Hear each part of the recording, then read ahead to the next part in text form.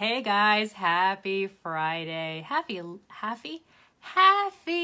life annoyance of the weekday. My name is Erica R. Meyer of ericarmeyer.com, voiceover talent, owner of Reframe It Mindset Motivation, and author of Reframe It, Rethinking Your Reactions to Life's Annoyances. A picture book for adults that is designed to reduce your stress level right away. I'm actually going to mark an annoyance today because it's irrelevant.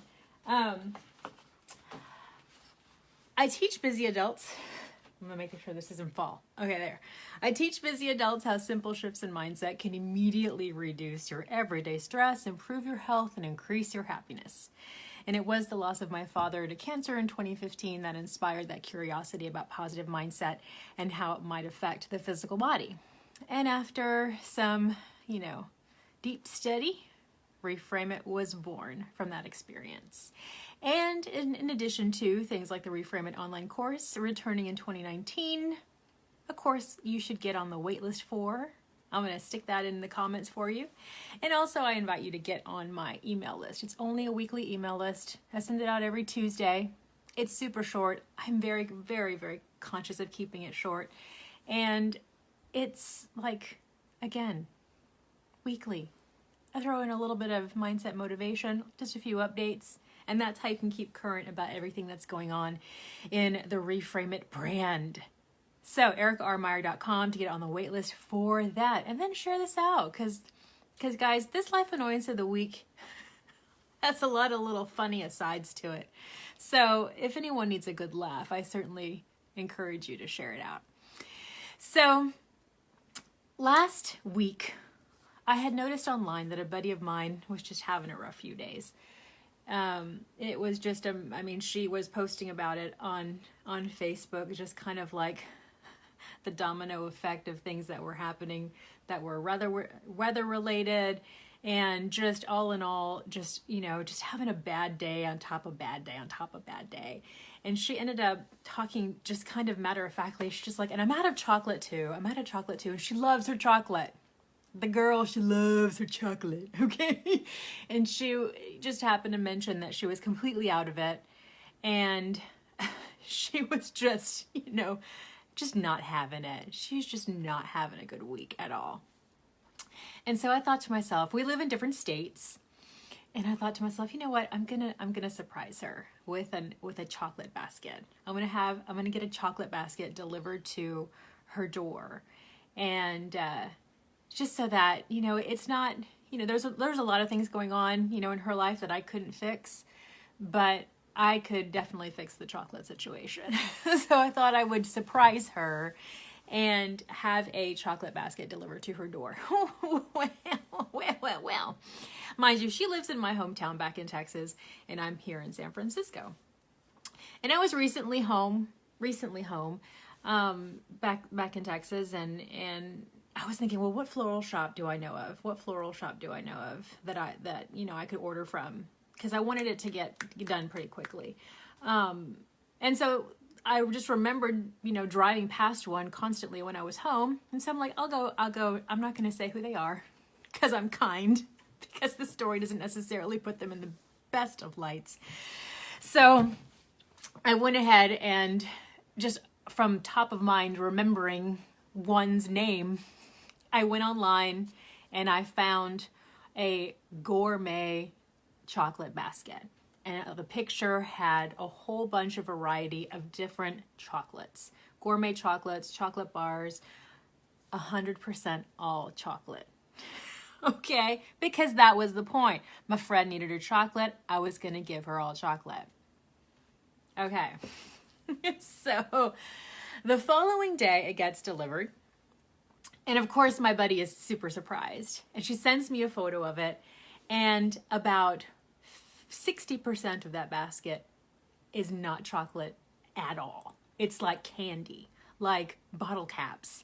And what else was there? Bit of honeys and gummy bears and, things like that were just not chocolate at all. And I was just like, I told her, I said, wait a minute. I said, can you send me a photo of everything they put in that basket? Because it was supposed to be all chocolate. And I know that that's her thing, right? So I wanted her to have what I ordered for her. I wanted her to have and enjoy a basket she could enjoy 100% and not, 40%. That wasn't the point. And that wasn't what I paid for, right? So she sent me the photos and I'm just like, oh my gosh, like 60% of that stuff is not chocolate at all. And so I said, you know what? Let me call the florist and remedy this, because I think they sent you the wrong one. And so she's like, oh, it's fine. I'm just like, no, I paid for something very specific and I want you to have something very specific. So I called them up, and mind you, I mean, bless their hearts, for real, they're a small business. I heard babies crying in the back. I mean, it just sounds like they're busy, and I get it. I'm a small business owner myself, and it's just me, so I get it when things can get crazy. And florists, to their credit, I could kind of tell from, their website, they don't necessarily specialize in a whole lot of candy baskets and chocolate baskets. They're primarily florists, so they probably really weren't paying attention to how they filled that order. Given a lot of the benefit of the doubt there, right? But I called them up. And the girl tried to argue a little bit about the description, right? And she said, well, it said that there could be substitutes in there, because the substitution said that it's going to be a variety of gourmet chocolates and candy bars. And I said, yeah, I said, I understand that, but when their photo, displays a product with 100% chocolate in its basket, and I said, and it's called a chocolate lover's basket.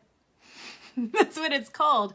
I said, that's what I was expecting my friend to receive. And I said, but about 60% of the things that you put in there were not chocolate at all. And I could have argued further, because again, it said we can substitute any gourmet chocolates and candy bars. And of course, I didn't argue it, but I could have argued bottle caps aren't candy bars. Gummy bears aren't candy bars. Bit-O honeys aren't candy bars. You know what I mean? I could have gotten real technical, but I'm just like, let me just try to do this. Mind you, some of this funny part comes in, because she's like, well, let me talk to the manager. Let me talk to the manager and see what we can do. And she was just juggling all of these things. And it was just kind of like, I must have made about 3 different phone calls trying to get this fixed. And so she said, all right, well, I'm going to talk to the manager. And so she calls me back and says, well, she said, well, I said, can you go send her the right one? Can you go give her the right one? And she said, well, we'll need to take the other basket back, or we can give you a refund. No, that's not actually right. She said they couldn't give me a refund, but they could give me store credit. And I'm just like, I said, well, I'd like to use the store credit to get her the right basket. It was just so bizarre. It was so bizarre, because they were basically saying they would go and pick up the wrong basket and give me store credit. And I said, but I want her to have the correct one. I said, so I'd like to use that store credit to send her the correct basket. It was just so screwy, the way that it was presented. So finally, they called me back and they said, okay, it's okay if she's opened it. It's okay if she's eaten any of it. Tomorrow we're going to go, and the following day was going to be a Sunday, because this was a Saturday by the time that we were on the phone getting all this stuff remedied. We'll go and we'll exchange it out for a bigger and better one. I was like, okay, cool. Awesome.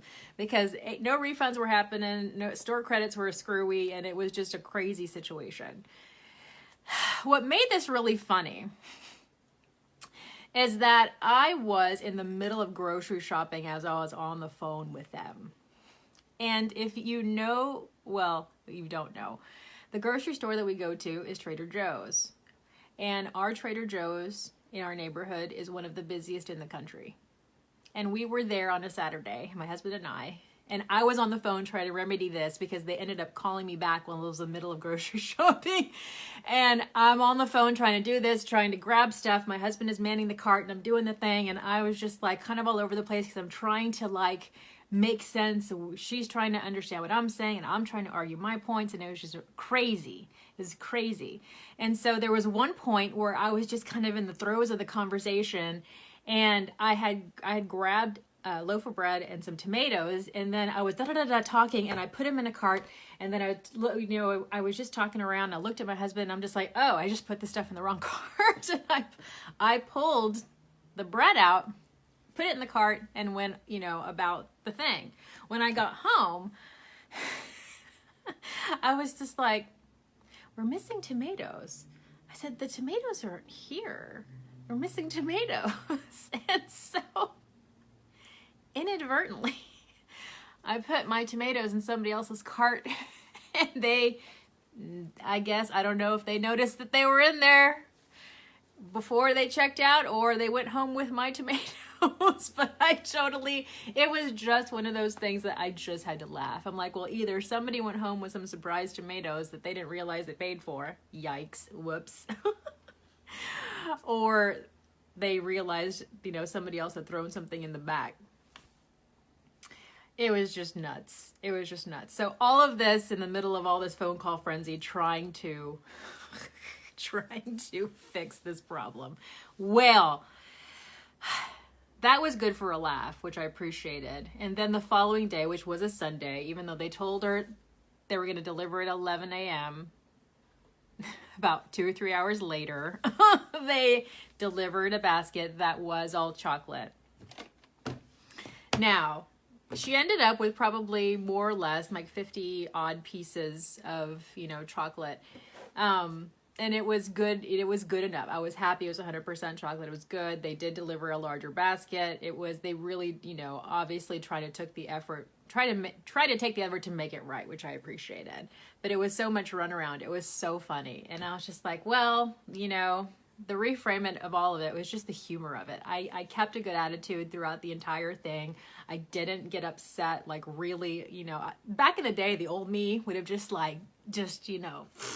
dug into those people and just been like, bleh. But, being the reframe person, even keel, I'm just like, I need to present this in the most positive way. And I'm just like an understanding and trying to be kind and it ended up getting my friend a bigger and better gift after all was said and done.